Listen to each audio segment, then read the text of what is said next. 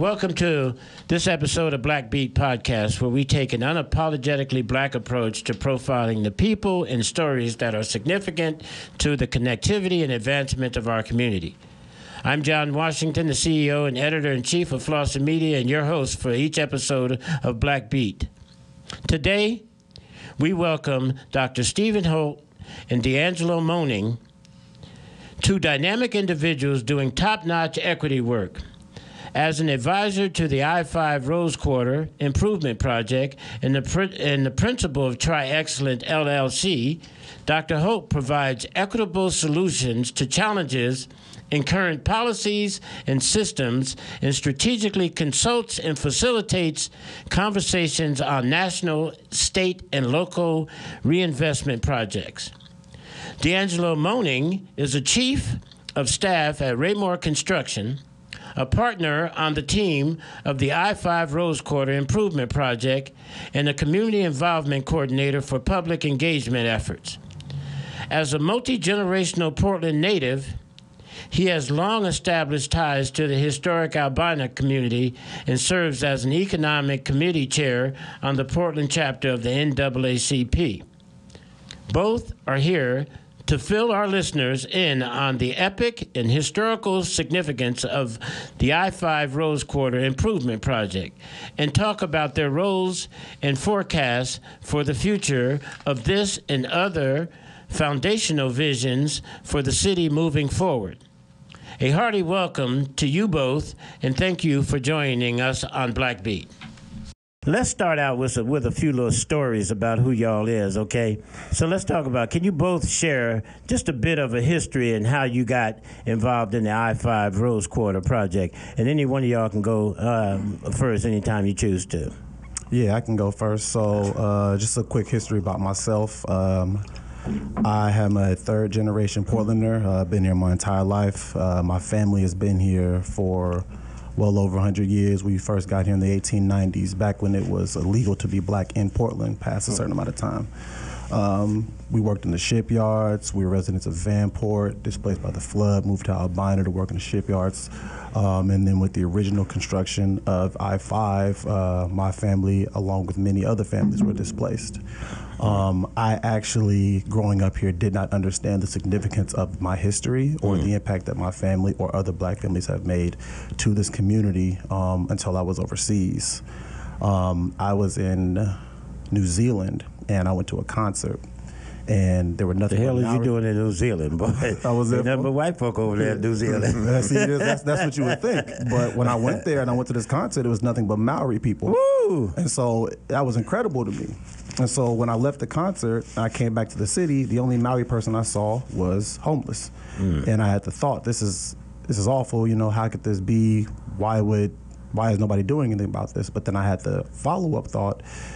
How can you talk about somebody else's backyard if you've never taken care of your own? So I came back to the city, committed my life here, really studied the history of my family, and when I got the opportunity to work on this I-5 Rose Quarter project, my father actually worked, my father and my uncle worked on the original construction of the what is now the Moda Center. Right. My mother has worked in the Albina corridor for Albina Head Start for 35 years, and for me, it was an opportunity to not just play a part of the history of the city and continue my family's impact, but to really speak on the real stories of the people that have been impacted and how we can make this project turn a real equitable change for the community where we're not on the menu, we're at the table. Got you. Not on the menu and sitting at the table. Dr. Stephen Holt, would you like to share a little bit about your participation and how you came to this project? Absolutely. Similar background in that my family came in the 40s. Parents, my father from Arkansas, my mother from Louisiana, and predominantly to work in the shipyards for Kaiser during the World War. At least that was my parents. or grandparents. So experienced the displacement of Vanport, then moved into what's become the industrial district. They experienced the displacement of the building of the Coliseum, the building of the freeway, the building of Emmanuel Hospital. So I've got the similar background in that those things were significant in their impact. As a result of it, I grew up at one point on Williams and Wygant. I was living right on the corner, 4810 North Williams and Wygant. Yeah, it's a little different now. Yeah, a little bit. When I lived on Williams and Wygant, to see a person of the lighter hue running, it was not a good thing. Or riding on a bike. Right? It was a different dynamic, a different experience. And whenever I share that in the midst of meetings today, people don't laugh. I think it's funny. I think it's hilarious. I was actually a part of the busing program from the late 60s, early 70s. I caught a bus on Williams and Wygant and rode out to Lake Oswego to go to school 5 days a week. Yeah, and that campus way out there on that hill, way over there, Lake Oswego, but that was crazy. And the only people who looked like me were the ones getting off the bus. Wow. And so it was a recipe for disaster in that there was no preparation for us to go into that environment, and there was no preparation for them for us to come into the environment. So I'm 8 years old. I'm in third grade. I'm being taken out of class during math, science, and social studies because they determined I could not learn like everybody else and had determined I would be a blue-collar worker. And so I'm getting behind in math. They're helping to perpetuate the very thing they're saying that I'm capable of. Wow. It was by the time I was in fourth grade, I don't know what I had done. I'm sure I was rambunctious. I'm sure I'd been acting out. I have no idea. But the teacher kept me after school, and that was back when you had the desk and the chair connected. And if you guys remember that, when you sit down on the desk, you open the desk, fell over. The teacher sat on the desk part and kicked me in my leg until my leg was bruised. Wow. My father was livid. I ended up being removed from that process, and I'll fast forward because I went to a school called Normandale and then Rose City, ended up going to Grant High School, and then did my undergraduate work at Warner Pacific. When I graduated with my undergrad degree, my senior thesis, my senior paper was called When Black is White. African American religion majors who attend Caucasian colleges. So I had a little chip on my shoulder, had a little attitude, right? Well, I guess you just gave me a description of, I guess, who I was at that time, because I definitely went to one of them all white ones, Yeah. Well, at least predominantly white. Yeah. Yeah, it was difficult. I had gotten to a place where I didn't care about, had no interest in, no value toward the white community because of my lived experience. Wow. However, the faith and my relationship with God helped me to realize that my experience prepared me actually to be a sharp arrow to go back into the environment, since I was trained and raised by their thinking, trained and raised by their perspective, trained and raised by their expertise, to come back in and use that very thing to help liberate and bring opportunities to our folk. So I got involved with housing, as you know. I've been the chair of the Northeast Oversight Committee for the last 8 years, and as a result of that, was actually sought and asked to take on this work with I-5 Rose Quarter. Well, you hold that there. Hold that tone, because we're going to come back to that one now, because, about that ass. But, what I want to do is with DeAngelo, DeAngelo, if you can recall, man, if you can sort of look back, how was your family somehow directly impacted by the construction of the I-5? Absolutely. So can you talk a little bit about that? Talk to us a little bit about what those opportunities, and then what created that. What was the lesson in restorative justice that you uncovered and discovered in that process, and once you realized how the I-5 impacted your family?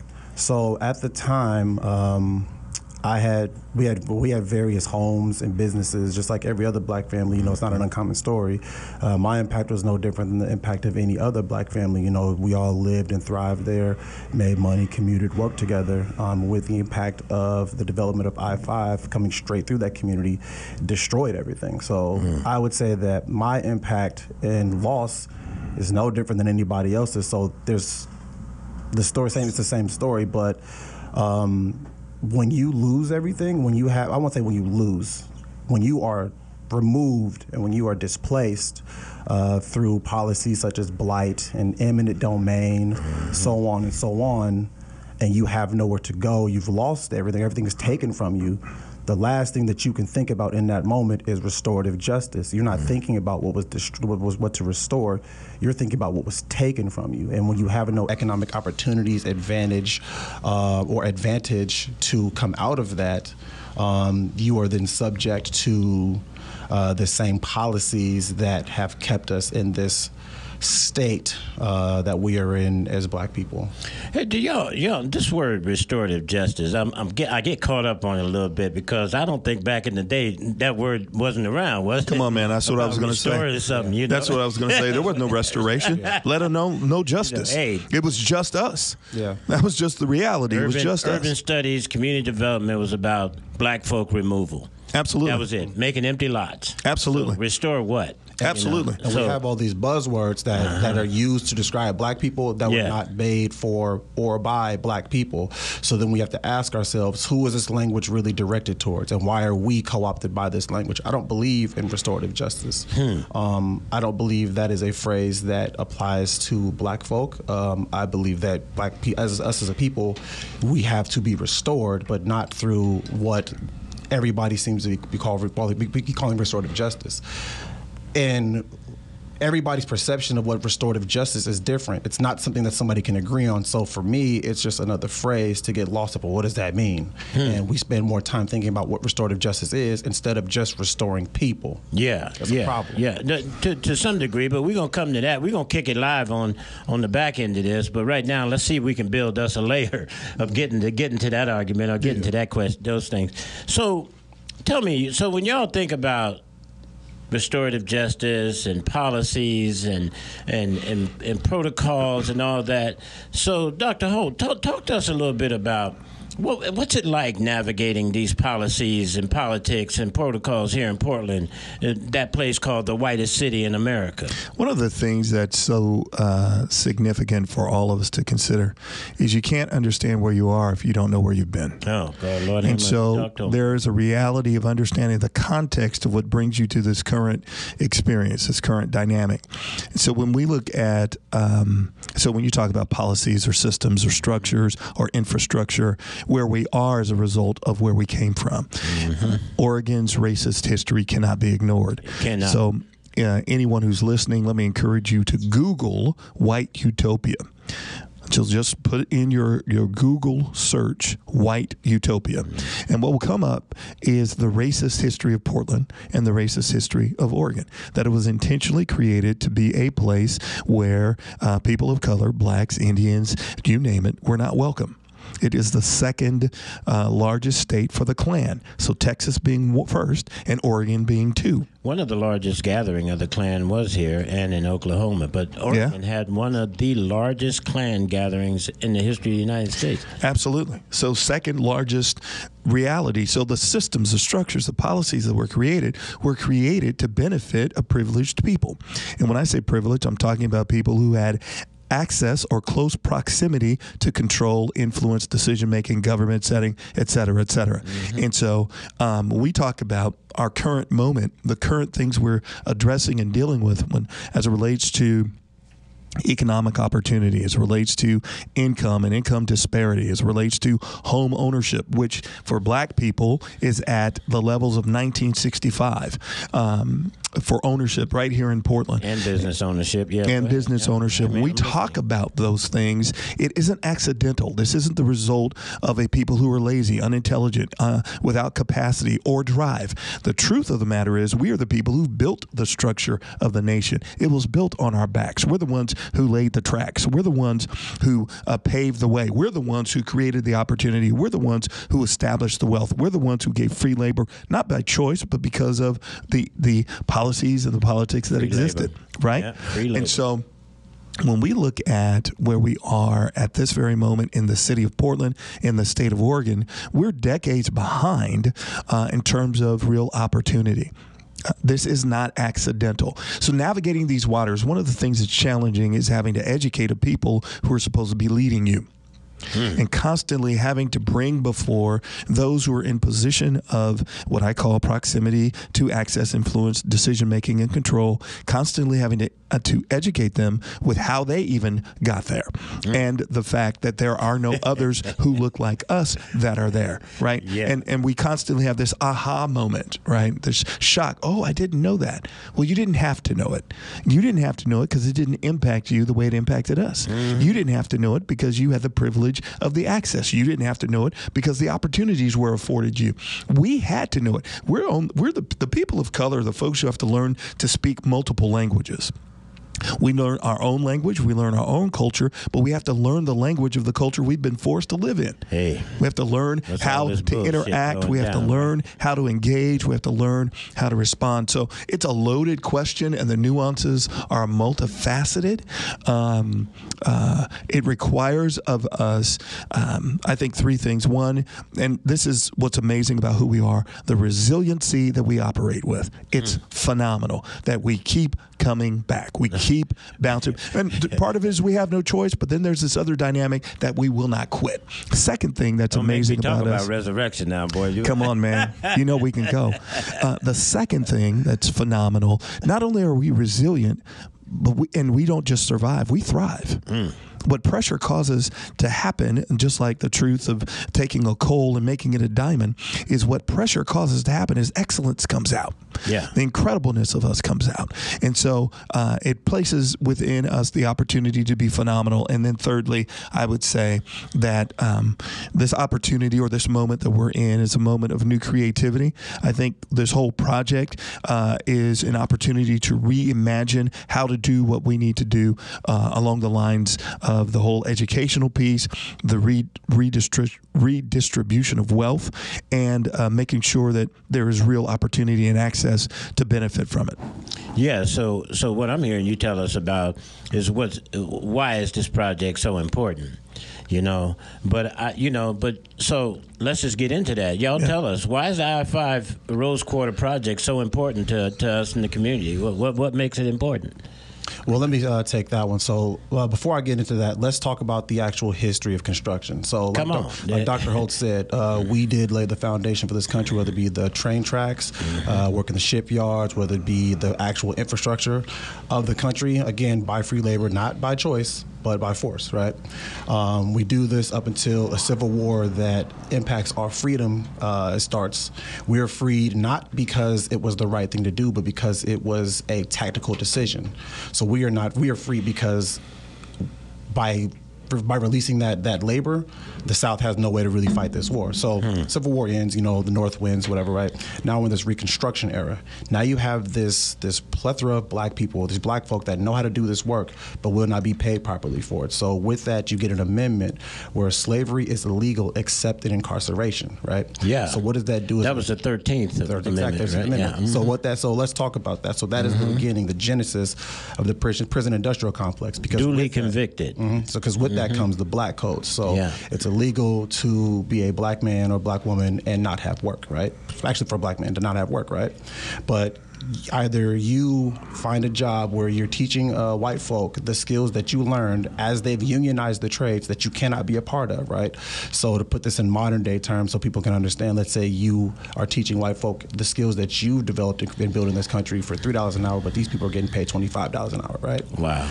But at the same time, you might have this job, but now you have to pay a tax of, let's say, $100,000 a year to remain a free black man. And if you can't pay that, you either go to prison or you become an indentured servant, which is no different than being a slave, right? Yeah. So that's what that 13th Amendment was really all about. Right. So that creates an avenue where either you work to teach people skills and you yourself don't benefit from that work because you can't work to live, or you get incarcerated, right?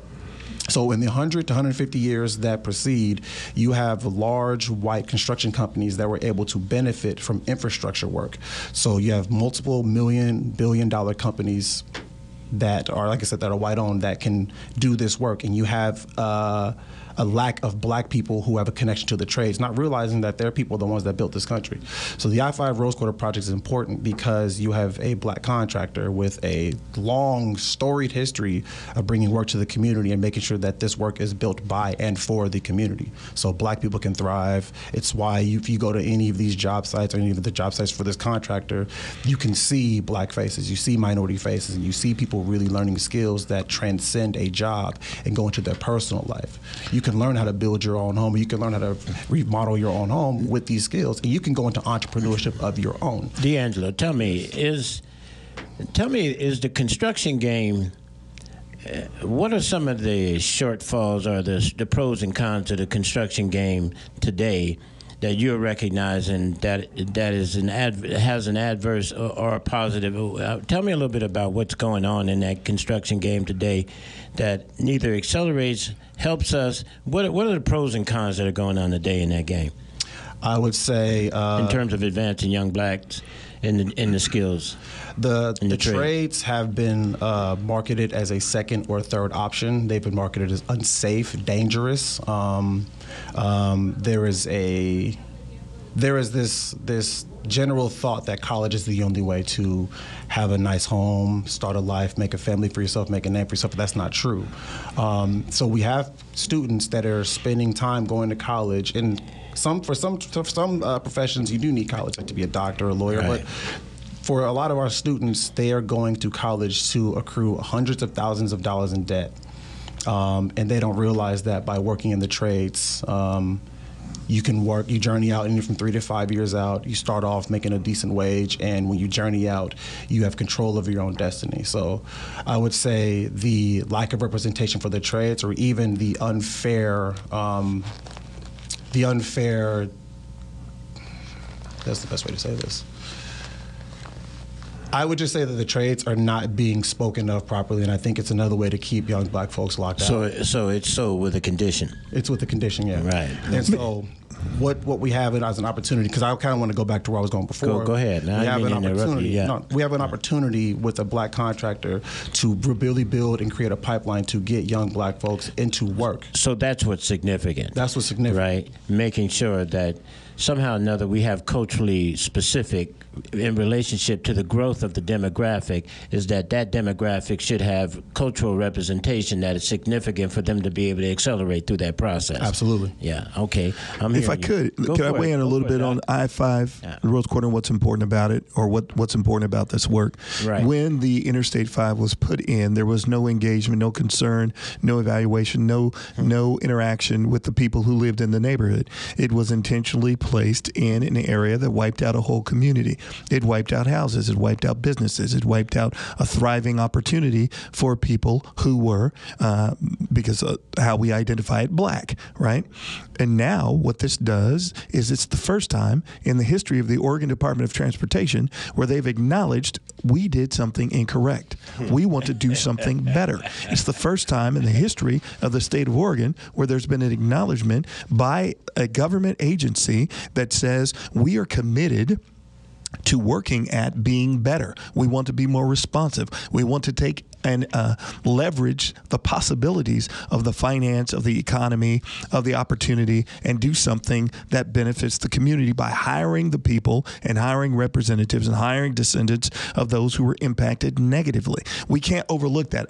I don't think we should overlook that. Is it messy? Absolutely. Yeah. Is it awkward? Absolutely. Yeah. Is it difficult? Absolutely. But why wouldn't it be? You're talking about an institution that's been around for hundreds of years that's never done this. Yeah. And when they give the attempt to do it, so I want to say this to those who look like me, who are quick to say it's not enough, quick to say it's not significant, quick to say it's not real. It is real. It is happening. Raimore is on the scene. My company is on the scene. There's several other black-owned companies that are on the scene that are engaged in a process of bringing people who look like us into the opportunity. The other thing that's happened is there's been the establishment of a COAC, a Community Oversight Action Committee that's specifically put together to look for opportunities for blacks and brown people to be working on the project. And then there's also this Historic Albino Advisory Board that's involved in helping to oversee and speak into how the project is done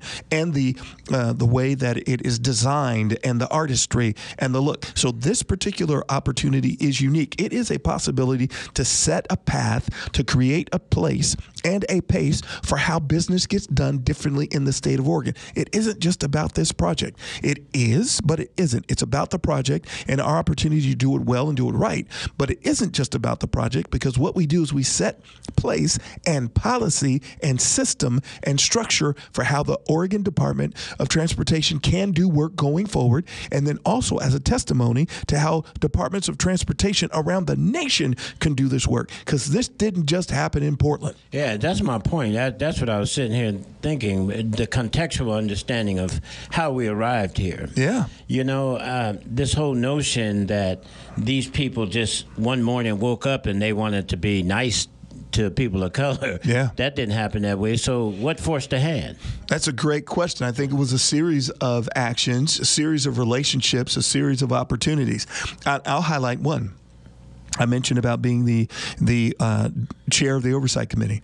Well, when I became chair of the Oversight Committee, Commissioner Dan Saltzman was the commissioner. And also I pastor a church here in the city. As pastor of the church, we're doing these significant outreach actions, and I brought Dan in to be a speaker at some of these outreaches. Well, right. Dan and I built a good relationship. Right. Well, Brendan Finn was his chief of staff. Yeah, I remember Brendan. And Brendan had an opportunity to watch. We started building a good relationship. Brendan then moved in to work for the governor and became the director of urban mobility, the Office of Urban Mobility, which then oversees $100 million or more investment projects. Brendan, seeing the work that I'd been doing with the community in the volunteer capacity, and then a relationship with the commissioner, said Bishop Holt, which was what my title was at the time, he needs to be the guy at the table. He's able to help us navigate these waters, bring in the right kind of community voices, because we don't want to miss this opportunity. We want to do something differently. So goodwill, we're at an interesting moment. We're at an interesting moment in that there is goodwill, there's political investment and support, and there's money to do something about it.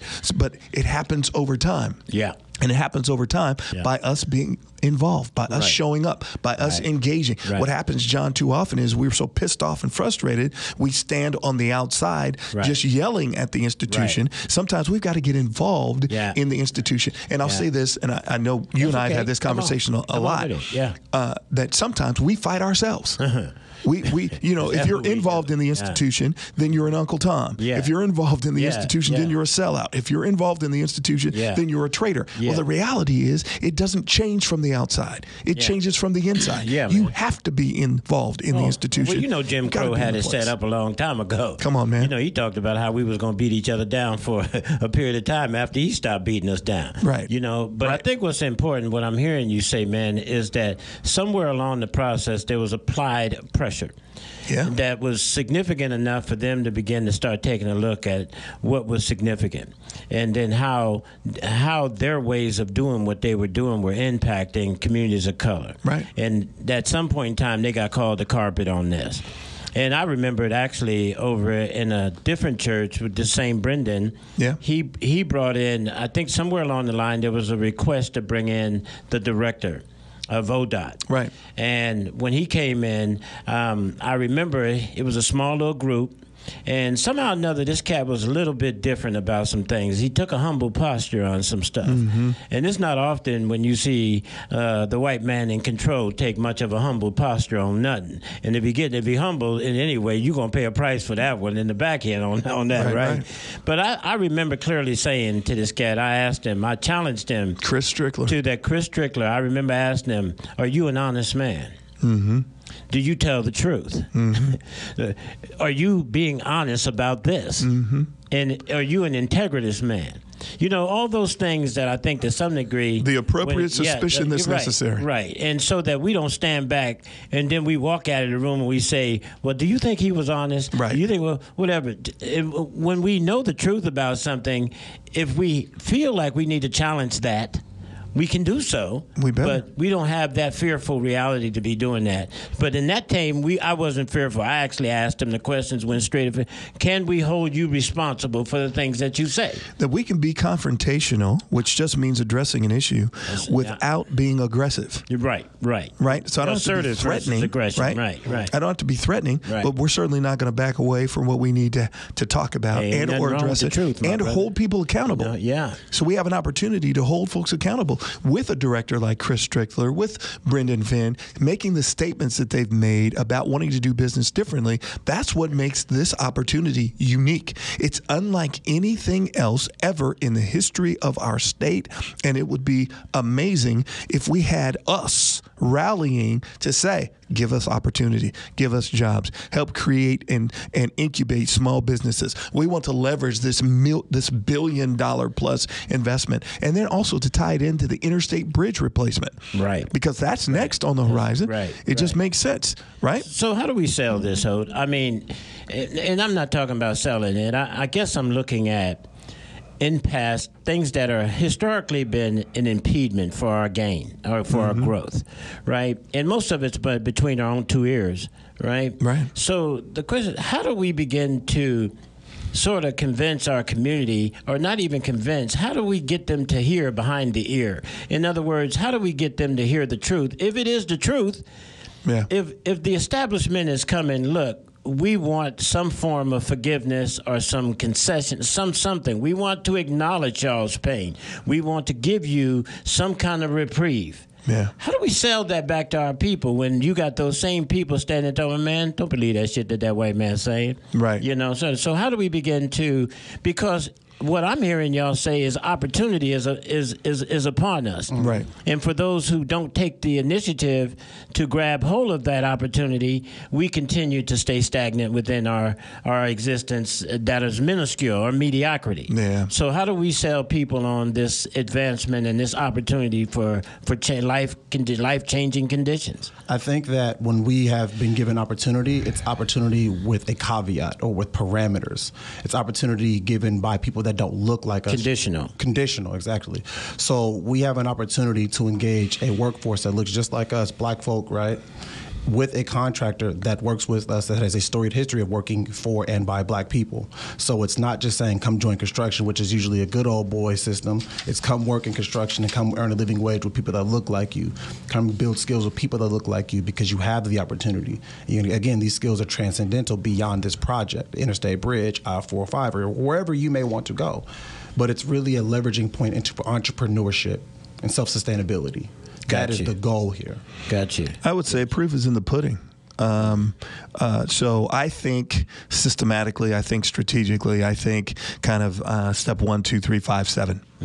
I think that there are a few things, and I won't try to prioritize them, but I will toss them out in terms of specifics, right? What do we do? One is we need to have a space where we can interact, where we can dialogue. There has to be some kind of opportunity to bring community together and talk this out. Everybody isn't going to trust. They're not supposed to. Everybody isn't going to be in favor. You're not supposed to. Everyone isn't going to buy it. Air quotations here. That's okay. But can we get into a place where we can intelligently dialogue?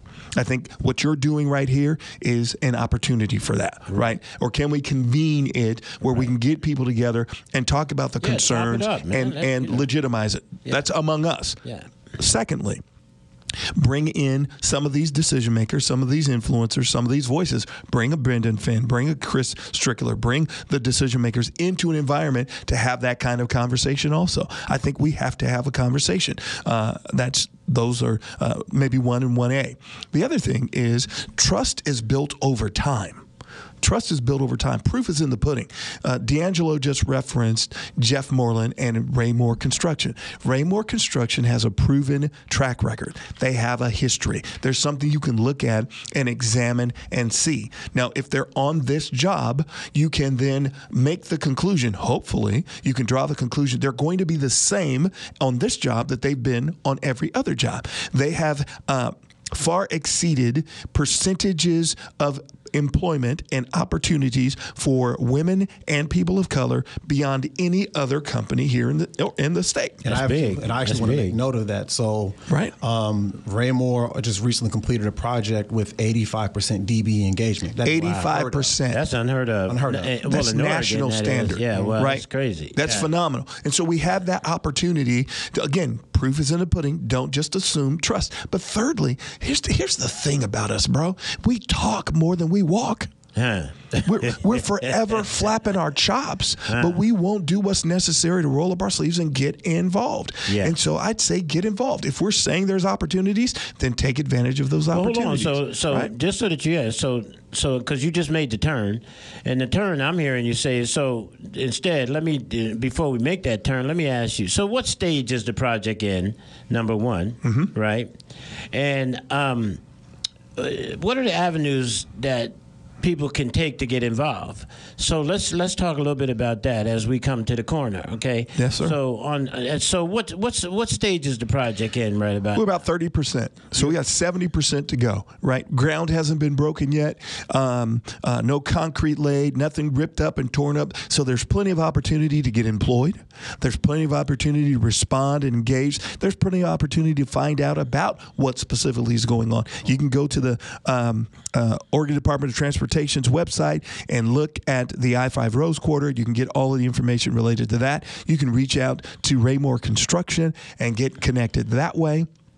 There's great opportunity associated. If you are a business owner and you have specifics that specific skills and talents that connect to construction, you've got a direct opportunity and a direct pipeline for employability.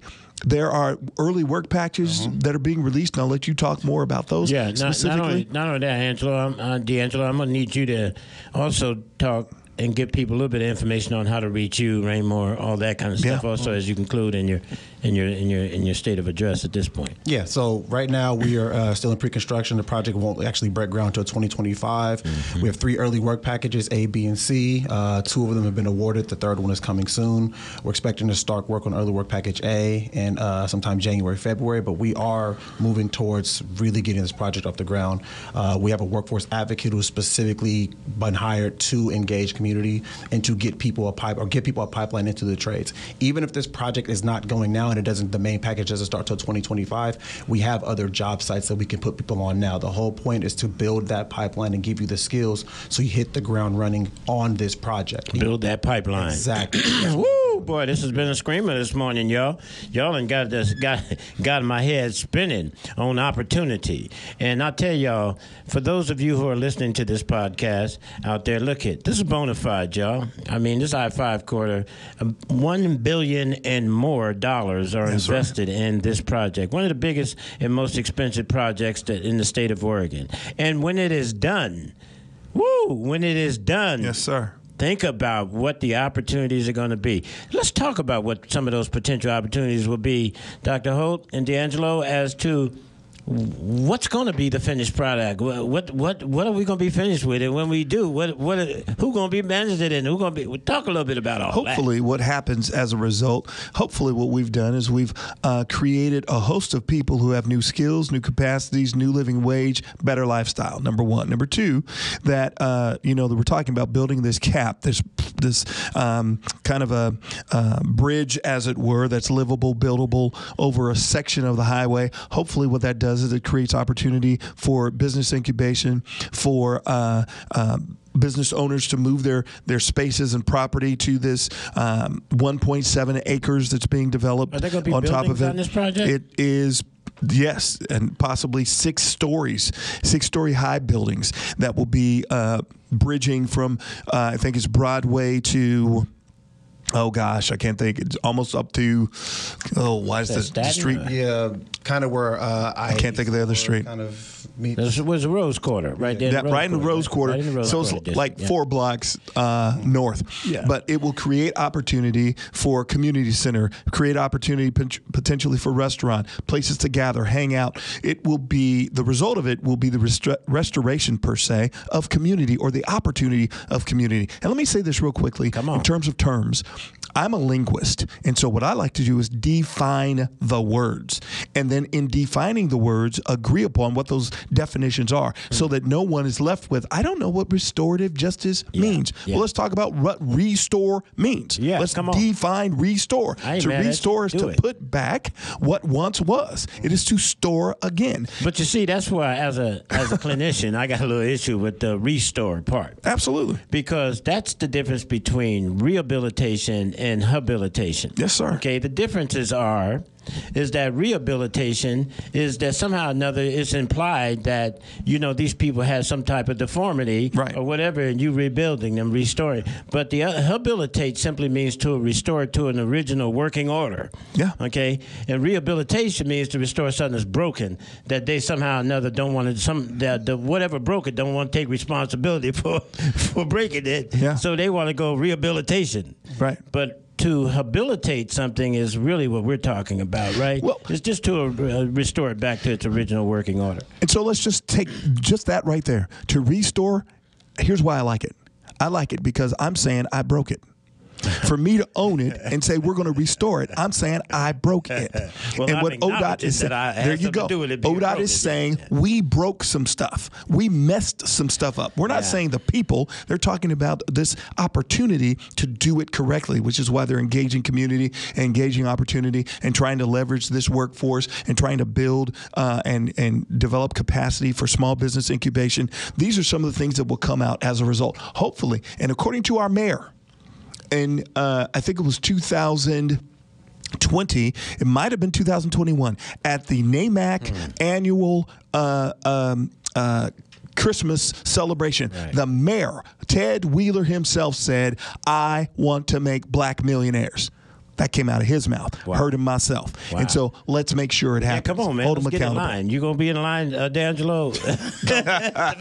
I hope I ain't the only one there. Don't worry about it. I'm going to be standing there. I think for me, and I mean, I'm going to echo a lot of what Dr. Holt said, but my original point is that we have to understand our historical importance and significance of the trades, especially as it pertains to us. And we have to make sure that we are using this opportunity as a real economic engine to move people forward. It's not just about the skills. It's not just about this project. This project is a trampoline. It's a leveraging point. Correct. There are going to be other projects like this across the country. There are going to be other projects like this around the world. Correct. My hope is that we are restoring people and they build their place that they cannot be compromised from.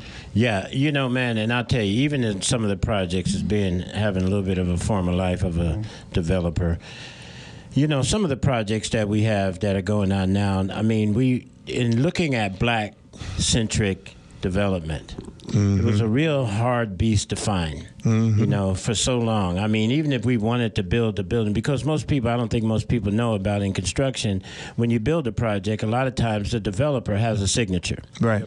And that signature has a beacon. Right. Yep. And so that when we see the reproductive types of situations where you see the Starbucks and this and that always, and the same types of crowns and the same type of beacon, is that it attracts those people to those specific communities. Of course. Yep. And most people don't realize that construction is a catalyst for how some of these white or versus other cultural communities are developed. So what has to be taught is the education about how the construct continues to assemble itself and at the same time be able to keep us out of that environment. Right. Okay, so I agree with you, DeAngelo, is that young people today or anyone today who understand that the trades is just not necessarily has to be number 3 or number 4, is that it is significant that we look at a lifestyle that is conducive to us being successful. Okay, but hey, man, y'all, look here. It's that time. We got to wrap this up. But man, but before I do so, is there anything y'all feel that is significant that the listeners should hear or know from y'all that we didn't cover here? In short, with a little bullet point, telling them a little something about something that we ain't talk about yet. We talked about it, but I want to paraphrase, especially as it pertains to the city that we live in, is that when we are in a situation where we are with people who have made it so we have to fend for ourselves, it is up to us to fend for one another. And we have a real opportunity to do that. Thank you about that, Angelo, and reminding us it's important that we take care of one another. Dr. Holt? It is so interesting that Portland has a tendency to be first. in many areas, in many arenas. Boy, Portland has a tendency to be out front. Here's an opportunity for us as people of color to participate in a first. This is the first project of restorative activity related to infrastructure in the nation. Don't miss it. Don't miss it. And if we are involved, we have a tendency. I said we're resilient, but we're not just resilient. I said we excel, but we don't just excel. I said we're the people who set the pace. We have the opportunity of demonstrating to the nation how it can be done. Come on now. Get involved. That's a heck of a road. But look here, we're going to take that as a tip to part here. Thank you very much for being part of the show, where we take pride in improving people's perceptions of capability, significance, and influence in their lives and in their communities. Hey, y'all, thank y'all very much for coming and being a part of our show. This is Black Beat. This concludes our episode of Black Beat. And hey, y'all better get this barn burning, because it is burning. It is burning in my heart and in my head, and it will be burning in your head and in your heart once you hear it. Thank y'all, and y'all have a great afternoon.